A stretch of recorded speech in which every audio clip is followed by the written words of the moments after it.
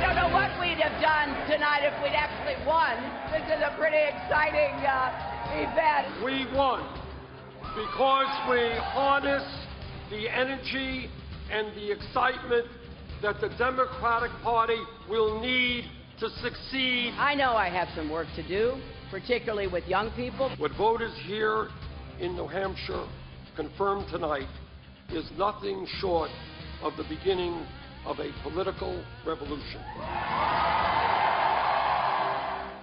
Senator Bernie Sanders coming off a huge win in the New Hampshire primary. The big Sanders win coming after some prominent women pulled the gender card for Secretary Hillary Clinton. Former Secretary of State Madeleine Albright said, quote, "There's a special place in hell for women who don't help each other." And feminist activist Gloria Steinem saying women are supporting Sanders because that's where all the young men are. So we sent our Griff Jenkins out in New Hampshire to see what some women think about that. Bernie's the best! We need him very badly for our nation. America is going to have a revolution. Thank you.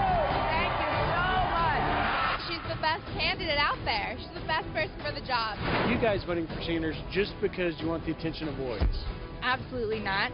Gloria Steinem, I think, proved that her brand of second-wave feminism is really out of touch with what millennial feminists are attracted to in this campaign. When you're young, you're thinking, you know, where are the boys? The boys are with Bernie. No one's had a more consistent record than Bernie when it comes to women's rights, and he's always stood for the people that need more rights and support. Bernie!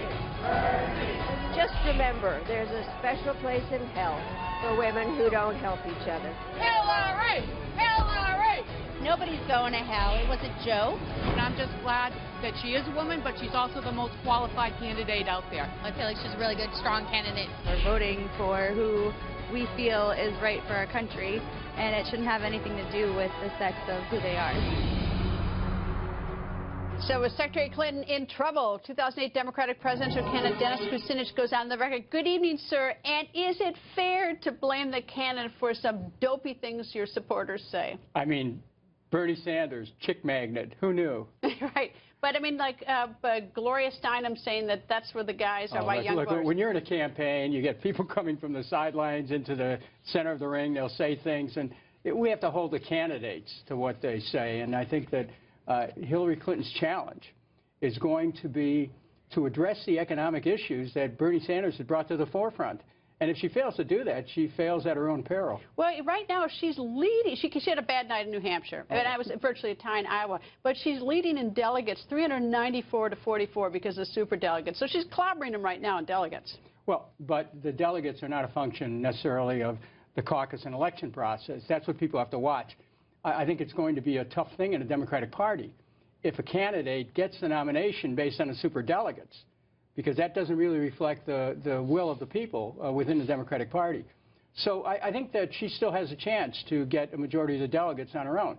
But she's going to have to go back to the concerns that American people have about wages, about jobs, about the inequitable distribution of wealth in the society, issues that Bernie Sanders has brought forward and, frankly, has gained a lot of traction on. She's going to South Carolina. He's going to South Carolina, big African-American vote there. And read an article by a woman named Lauren French in Politico today saying that Thursday the Congressional Black Caucus will be endorsing Secretary Clinton and that 6 members will be down South Carolina campaign for her. I think South Carolina, she doesn't have to win it, but it sure would help her to win it.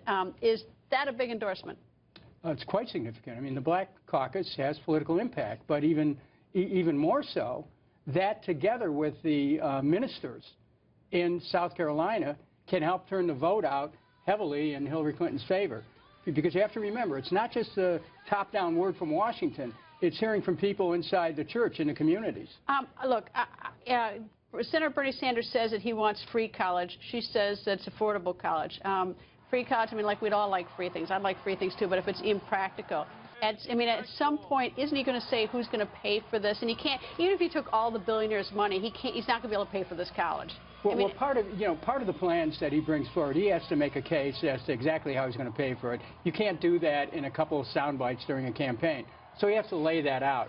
Certainly, reallocation of the money in this country could occur, which would bring about the ability to help more kids go to college. There's no question about that. Let me give you an example, Greta. You know, we blew $5 to $6 trillion on the war in Iraq. I mean, just think of that money that had been put in domestic policy. Oh, can we start on waste and fraud? We spent $44 million on a gas station, natural gas station in Afghanistan. But you know what? No one's running on that. Bernie Sanders isn't running on that. Nobody's running on that. Greta, one of the first committee meetings I was at in Congress, it turns out the Department of Defense, this was 18 years ago, had $1 trillion in accounts they couldn't reconcile. Right, I'm going to take the last word on this, but before he starts taxing everybody, maybe you ought to clean up the government. Because maybe we don't even need the money. Maybe we don't even need the money. Who says we need more taxes? You just have to reallocate the money. All right, anyway, nice to see you. Okay, good to see you. Nice to see you.